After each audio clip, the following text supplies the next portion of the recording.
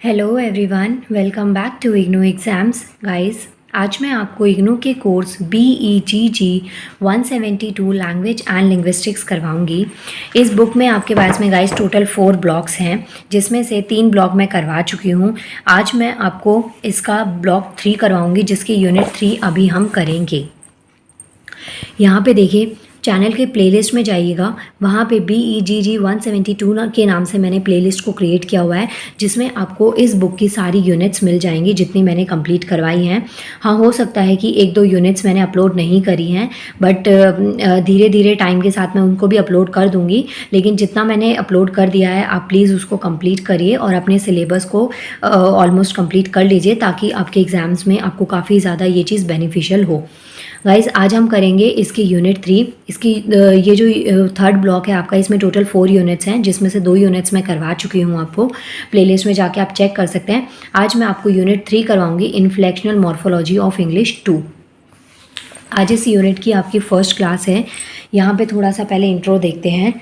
जैसे कि कुछ आपके पास में एडजेक्टिव्स होते हैं जो ग्रामेटिकल कैटेगरीज में आते हैं।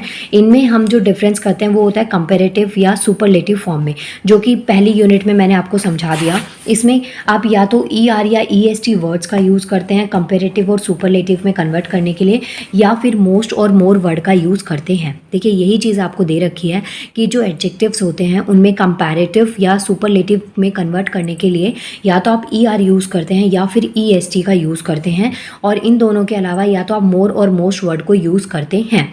जब आप ER और EST वर्ड का यूज़ करते हैं तो उस टाइम पे जो भी आपके पास में एडजेक्टिव गिवन होता है उसके सफिक्स में आप इसको ऐड कर देते हैं, एज अ सफिक्स इसको ऐड कर दिया जाता है। वहीं अगर आप मोर और मोस्ट वर्ड का यूज़ करते हैं तो ये आपका जो वर्ड होता है, जो एडजेक्टिव होता है, उसमें कोई चेंज नहीं आता। उस एडजेक्टिव के आगे आप मोर या मोस्ट वर्ड लगा के उसको और ज़्यादा एनहेंस कर देते हैं। इसके बाद में गाइस, आपके पास में हेडिंग आती है 3.2। इसमें क्या चीज़ आपको बता रखी है, inflectional morphology of the English adverb. इसमें आता है आपके पास में inflectional morphology of the English adverb. जो एडवर्ब्स होते हैं, मतलब कि ना गाइज, ये जो बुक आपने पढ़ी होगी, यूनिट अगर इसकी सारी ध्यान से सुनी है तो आपने एक चीज़ बहुत ध्यान से इसमें समझी होगी कि आप चाहे नाउन्स की बात करें, चाहे एडवर्ब्स की बात करें, चाहे प्रोनाउंस की बात करें, जो अभी तक हम बेसिक डिफरेंस या डेफिनेशन सुनते या समझते आए ना, इसमें उससे थोड़ा ज़्यादा लेवल पे पढ़ाया गया। और ऑब्वियसली इसमें पढ़ाएंगे क्योंकि ये आप ग्रेजुएशन के फाइनल ईयर में पढ़ रहे हैं। और जो नाउन और एडवर्ब और इनकी जो डेफिनेशंस हम पढ़ते हैं, जो बेसिक डेफिनेशंस होती हैं, वो हम डे 1 से, मतलब जब आप स्कूल में पढ़ना स्टार्ट करते हैं, जब आपको सेंटेंस मेकिंग सिखाई जाती है, उसी टाइम से ना आपको वो डेफिनेशंस रटवा दी जाती हैं। तो इसमें आपको थोड़ा ज़्यादा चेंज देखने को मिलेगा, ये चीज़ इसमें भी बता रखी है। Adverbs are some time difficult to identify because there are large number that occupy different position in the sentence. जो एडवर्ब्स होते हैं उनको नंबर ऑफ टाइम्स आइडेंटिफाई करना बहुत ज़्यादा डिफिकल्ट हो जाता है, क्योंकि कोई भी जो पर्टिकुलर सेंटेंस आपको गिवन होता है उसमें बहुत सारी उसकी डिफरेंट पोजीशंस हो सकती हैं। जो एडवर्ब्स होते हैं वो क्लोजली एसोसिएटेड होते हैं किसके साथ में, वर्ब के साथ में, या फिर कुछ अदर एडजेक्टिव्स और कुछ अदर एडवर्ब्स के साथ में ये कनेक्ट होते हैं। और जो एडवर्ब्स होते हैं वो बेसिकली क्या चीज़ को डिस्क्राइब करते हैं, टाइम को, प्लेस को, डिग्री को, या फिर मैनर ऑफ एक्शन और इवेंट को। इन चीज़ों को एडवर्ब डिफाइन करते हैं।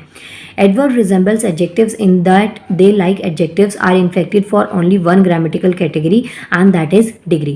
तो यहाँ पे आपको ना कुछ एग्जांपल्स गिवन है, जैसे did you have to work hard। तो यहाँ पे आपको डिग्री बता रखी है कि जो एडजेक्टिव्स और जो एडवर्ब्स है वो किस तरीके से इसको डिफाइन करते हैं। अब यहाँ पे हार्ड है, हार्डर है और हार्डेस्ट वर्ड है। तो यहाँ पे आपने कंपैरेटिव, सुपरलेटिव इस तरीके से फॉर्म में इसमें क्या यूज़ करते हैं। अब यहाँ पे क्या बता रखा है, जैसे फर्स्ट सेंटेंस है, इसमें आपने क्या वर्ड यूज़ किया, हार्ड वर्ड को। वहीं जो सेकंड सेंटेंस है उसमें आपने हार्ड और हार्डर को यूज़ किया। थर्ड में आपने हार्डेस्ट को यूज़ किया। तो मतलब ये है सब तो एडवर्ब, लेकिन इनकी जो पोजीशन है वो सेंटेंस के अकॉर्डिंग जो इनका वर्ड फॉर्मेशन है वो क्या हो गया, पूरी तरीके से चेंज हो गया है। Notice that in both the cases the word hard has inflicted the degree. तो वर्ड एक कॉमन है हार्ड, लेकिन इसकी जो डिग्री है ना वो धीरे धीरे क्या हो गई, चेंज हो गई। यहाँ पे भी सेम एग्जांपल आपको दे रखा है लॉन्ग का, जैसे लॉन्ग लिखा, फिर लॉन्गर लिखा, फिर लॉन्गेस्ट लिखा। सेम चीज़ यहाँ पे भी आपको लॉन्ग, लॉन्गर और लॉन्गेस्ट यहाँ पे गिवन है। तो ऐसे ही बहुत सारे ऐसे एडजेक्टिव्स होते हैं जिसमें इस तरीके का चेंज आपको देखने को मिलेगा। यहाँ पे एग्जाम्पल है फास्ट, शॉर्ट, अर्ली, लेट, कुछ यहाँ पे और बहुत सारे एग्जाम्पल्स आपको गिवन हैं। इसके बाद में गाइस एक अलग से और ग्रुप होता है which some time change their form of adverb slighting by taking L Y suffixly. मतलब कुछ ऐसे भी वर्ड्स होते हैं जिसमें ई आर और ई एस टी की जगह आप एल वाई का यूज़ करते हैं। For example deeply, directly, Flatley, sharply. तो ये क्या है, कुछ वर्ड्स हैं जिसमें आपने कंपैरिजन के लिए किस वर्ड को यूज़ किया, एल वाई को यूज़ किया है, मतलब किन एलिमेंट्स को यूज़ किया, एल वाई। और ये एक तरीके के सफिक्स की फॉर्म में वर्ड में ऐड हो जाते हैं। तो यहाँ पे जो कंपैरेटिव इन्फ्लेक्ट होगा वो किससे होगा, ई आर या एल वाई से। और मोस्ट वाले और बहुत से वर्ड्स में ये मोर और मोस्ट से भी रिप्लेस किया जा सकता है। तो अभी आपको एक चीज़ ध्यान में रखनी है, एक बार छोटा सा मैं आपको रिकैप दे देती हूँ कि अभी जो आपने सुपरलेटिव या कंपैरेटिव में पढ़ा तो उसमें या तो आपने ई आर लगाते हैं या ई एस टी लगाते हैं, या फिर मोर या फिर मोस्ट, और या फिर आप लगाते हैं ई आर और ई एल वाई। तो ये चीज़ें आप इसमें ऐड कर देते हैं।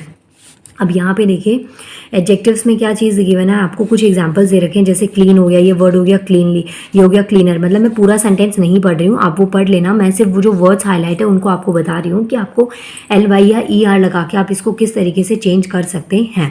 एंड कुछ सेंटेंसेस में मोर और मोस्ट वर्ड का यूज़ किया जाता है। जैसे एग्जाम्पल है मोर ब्यूटीफुल, मोस्ट ब्यूटीफुल। तो ये कुछ एग्जाम्पल्स आपके पास में हो गए। इसके बाद में गाइस नेक्स्ट आता है आपके पास में इरेगुलर एडवर्ब्स।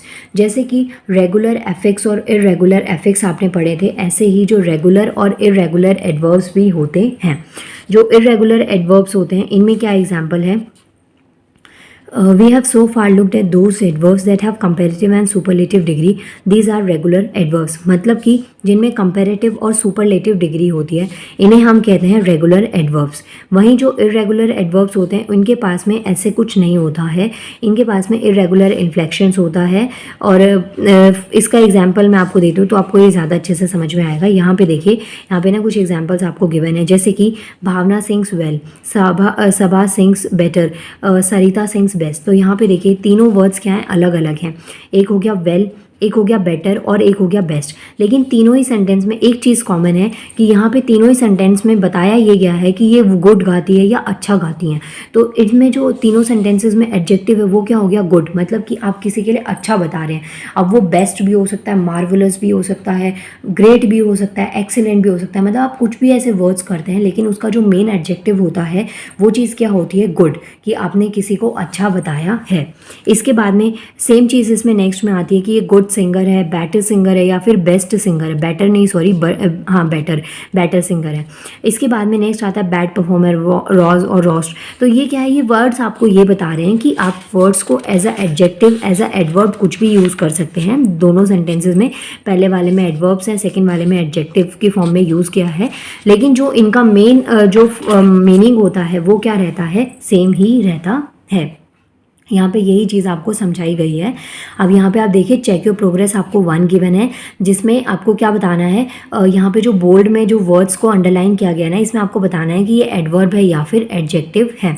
तो ये आपको चेक योर प्रोग्रेस 1 करनी है, वीडियो पोस्ट करना और उसके बाद में इनमें क्वेश्चंस को अटैम्प्ट करिएगा। और फिर उसके बाद में अगर आपको नहीं आते तो आप मुझे कॉमेंट करना। अदरवाइज़ मुझे इतना लगता है कि ये इतने ज़्यादा टफ नहीं है कि आपको समझ में नहीं आएंगे।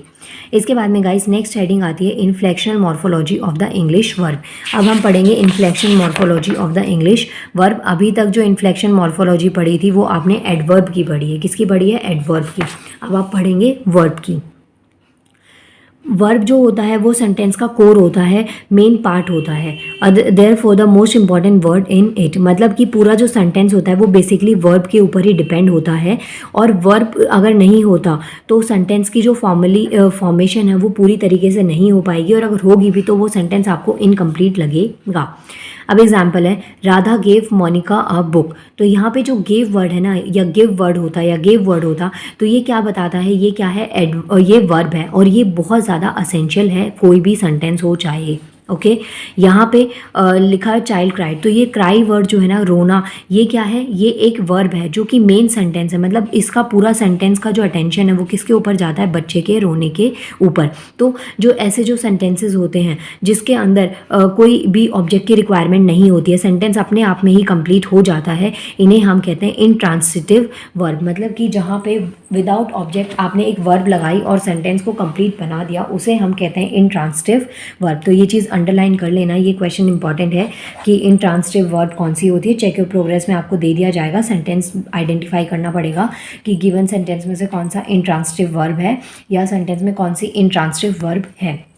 इसके बाद में नेक्स्ट आता है verbs also important because they experience various shades of meaning. Verbs किस लिए भी इंपॉर्टेंट है क्योंकि इसमें बहुत सारी मीनिंग्स आ जाती हैं और जो भी ग्रामेटिकल कॉन्ट्रास्ट होते हैं, जैसे कि टेंस हो गया, किस टेंस में आप बात करें, प्रेजेंट में बात करें, पास्ट में बात करें, आपका मूड क्या है, नंबर क्या है, पर्सन कौन है, मेन है या आप नॉर्मली उसको काउंट करें, तो ये सब चीज़ें कौन डिफाइन करता है, वर्ब। इसलिए भी इसको बहुत ज़्यादा इंपॉर्टेंस किसी भी सेंटेंस के अंदर मिलती है। इसके बाद में नेक्स्ट हेडिंग आती है guys verb classes. Verb classes में क्या होता है, verb can function in 2 sentences. जो वर्ब होता है, कोई भी सेंटेंस है ना, उसमें वर्ब की 2 तरीके से इंपॉर्टेंस होती है। एक होता है मेन वर्ब और सेकंड वन इज ऑक्सिलरी और हेल्पिंग वर्ब। जो मेन वर्ब होता है उसे हम मेन वर्ब ही बोलते हैं, लेकिन जो ऑक्सिलरी वर्ब्स होते हैं उनको हम हेल्पिंग वर्ब्स भी बोलते हैं। और ऑक्सिलरी वर्ब्स क्या होते हैं, इसके एग्जाम्पल्स क्या होते हैं, ये ऑलरेडी मैं प्रीवियस यूनिट्स में डिस्कस कर चुकी हूँ, पूरा कवर कर दिया था मैंने ये टॉपिक, तो आप वहाँ से इनको देख सकते हैं। अब इसमें देखिए verbs that can function only, जो भी वर्ब मेन वर्ब की तरह फंक्शन करती है उसे हम फुल वर्ब कहते हैं। यहाँ पे एग्जांपल है ईट्स, गो, सेव्ड, वैनिश्ड, मेडिएट। तो ये क्या है, ये वर्ब्स हैं जो कि पूरे मेन वर्ब की तरह काम करती है। मतलब he eats chocolate every day, तो यहाँ पे पूरा हाईलाइट कौन कर रहा है, ईट्स, मतलब खाने के ऊपर पूरा हाईलाइट किया जा रहा है। और ये जो हाईलाइट करना होता है ना, ये पूरे सेंटेंस की डिग्री, कैटेगरी सब कुछ बता देता है। वहीं पे अगर ईट की जगह सेल वर्ड होता तो इसका मतलब कि वो चीज़ बेची जा रही है। तो यहाँ पे क्या है, पूरा सेंटेंस आपको उससे ही समझ में आ जाएगा। इसके बाद में गाइस नेक्स्ट आता है कंप्लीट इंग्लिश सेंटेंसेस ऑलवेज है ना मेन वर्ब। मतलब जो इंग्लिश सेंटेंसेस होते हैं उनमें जो मेनली जो होती है ना वो मेन वर्ब्स होती हैं। जैसे पहले सेंटेंस में आपको बताया ईट, गो, सेव, वैनिश, मेडिएट, जो कि हाईलाइटेड है, ये क्या है, मेन फुल वर्ब्स है। तो ये चीज़ आपको यहाँ पे भी बता रखी है कि हर एक सेंटेंस में एक मेन वर्ब होती है और उस सेंटेंस में मतलब ये कंपलसरी नहीं है कि हर सेंटेंस में ऑक्सिलरी और हेल्पिंग वर्ब होगी या नहीं होगी, लेकिन मेन वर्ब डेफिनेटली होती है। यहाँ पे एग्जाम्पल देखिए, फर्स्ट जो सेंटेंस है ना, Shobha leaves for Delhi tomorrow, leaves मतलब जाना, तो ये मेन वर्ब हो गई, यहाँ पे और किसी वर्ब की ज़रूरत नहीं है। सेकंड में क्या है, Shobha had left the house before 8 o'clock, तो हेड वर्ड जो है ना ये क्या हो गया, हेल्पिंग वर्ब। हेड लगाने से हमें क्या चीज़ पता चली, टाइम का हमको आइडिया लग गया, हमें टेंस पता चल गई कि ये प्रेजेंट टेंस है या पास्ट टेंस है। तो जो ऑक्सिलरी या फिर हेल्पिंग वर्ब्स होती हैं ये टेंस या मूड को डिफाइन करती हैं कि ये कब काम हुआ होगा और किस सेंस में ये काम हुआ होगा। तो जब हमें ऐसे सेंटेंस में किसी चीज़ की ज़रूरत होती है जहाँ पे हमें टाइम को डिफाइन करना पड़ता है और पोजीशन को डिफाइन करना होता है, तो हम ऑक्सिलरी वर्ब्स का यूज़ करते हैं। अदरवाइज मेन वर्ब से भी सेंटेंस आपका क्या हो जाता है, कंप्लीट हो जाता है।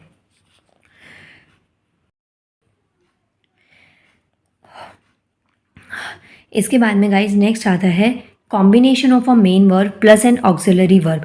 जब मेन वर्ब और ऑक्सिलरी वर्ब को मिक्स कर दिया जाता है तो उसे हम वर्ब फ्रेज कहते हैं। In a verb phrase the main verb carry the principal meaning, the auxiliary verb help to express tense, voice, aspect, mood of the main verb. As I told you कि जो main verb होता है ना वो principal meaning होता है और जो ऑक्सिलरी वर्ब होता है उसे हम हेल्पिंग वर्ब कहते हैं। ऑक्सिलरी वर्ब से सेंटेंस में हेल्प हमको ये मिलती है कि वहाँ पे टेंस कौन सा यूज़ हो रहा है, किस वॉइस में बात करी गई है और कौन सा टाइम था, मूड क्या था। ये चीज़ें हम अगर किसी सेंटेंस में समझ पाते हैं तो ये चीज़ हमें कौन बताता है, ऑक्सिलरी वर्ब ही बताती हैं। अब इसमें एग्जाम्पल हैं, इसके अलावा देखिए ग्रामेटिकल फंक्शंस भी आपको कुछ गिवन है। जो ऑक्सिलरी वर्ब्स होते हैं वो ग्रामेटिकल फंक्शंस को भी एक्सप्रेस करने में हेल्प करते हैं और जो मेन वर्ब होती है वो एक्शन को डिस्क्राइब करती है। यहाँ पे 2 सेंटेंसेस हैं, they are eating dinner, they are eaten dinner. अब आई रियली वेरी सॉरी अगर आपको लग रहा है स्पीड बहुत फास्ट हो गई है, बट मुझे ये है कि मैं जल्दी से जल्दी इनको सबको कंप्लीट करवा दूँ ताकि आप सब अपने एग्ज़ाम के लिए काफ़ी अच्छे से प्रिपरेशन कर लें। क्योंकि गाइस जब ये सिलेबस कंप्लीट होगा तभी हम कुछ इसमें एक्स्ट्रा पढ़ पाएंगे, लाइक कुछ प्रीवियस ईयर के पेपर्स को डिस्कस कर पाएंगे और कुछ इंपॉर्टेंट क्वेश्चंस को तभी पॉसिबल है ना जब आपको कंसेप्ट समझ में आएंगे। कंसेप्ट ही समझ में नहीं आएगा तो आप कैसे इस चीज़ को अटेम्प्ट करेंगे। नाउ यहाँ पे ना कुछ आपको मेन वर्ब्स गिवन होती हैं, कुछ जो होती हैं वो ऑक्सिलरी वर्ब्स गिवन होती हैं। मेनली जो इंग्लिश होती है उसमें 3 क्लासेस ऑफ वर्ब्स होती हैं। ये पॉइंट इंपॉर्टेंट आपको पता होना चाहिए। तो 3 कौन सी क्लासेस होती हैं वर्ब्स की।